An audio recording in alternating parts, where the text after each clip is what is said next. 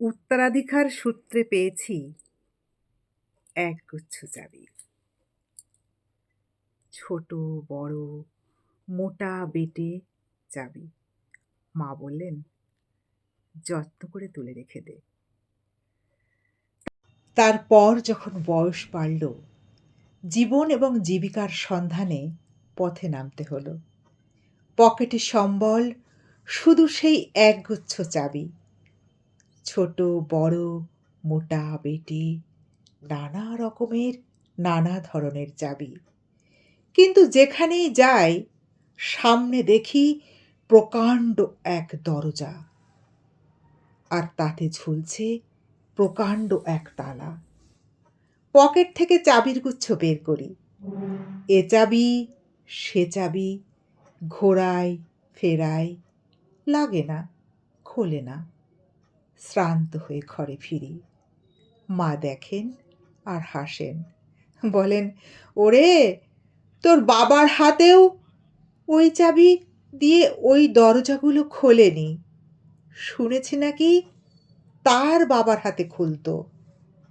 আসল কথা কি জানিস? এসব চাবি হলো সততার, সত্যের, যুক্তির, নিষ্ঠার।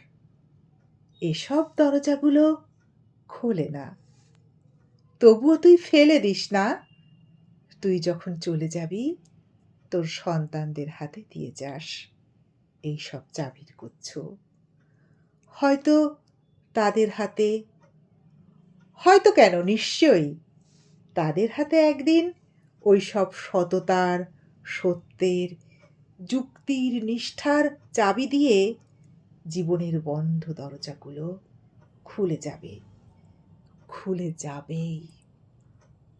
নমস্কার বন্ধুরা, কবি সলিল চৌধুরী রচিত একগুচ্ছ চাবি কবিতাটির মাধ্যমে আমাদের জীবনের সব কিছু, যা আগে ছিল, এখন আছে, ভবিষ্যতেও থাকবে, ভালো মন্দ, সত্যতা মিথ্যে সব কিছু নিয়েই কিন্তু জীবন। কিন্তু সত্যকে মেরে ফেলা যাবে না, সত্যকে বাঁচিয়ে রাখতে হবে। আমাদের সন্তানদের, ভবিষ্যৎ প্রজন্মকে শেখাতে হবে এই সত্যই ধর্ম এবং সত্য সর্বদা সুন্দর। সেই সততা, ধৈর্য আর এই যে আমাদের একটা শিক্ষণীয় কবিতা কবির কলমে উঠে এসেছে, এটার মধ্যে কিন্তু অনেক কিছু বুঝিয়ে দেওয়া। কেমন? সবাই ভালো থাকবেন, সুস্থ থাকবেন। অনেক ভালোবাসা, ধন্যবাদ।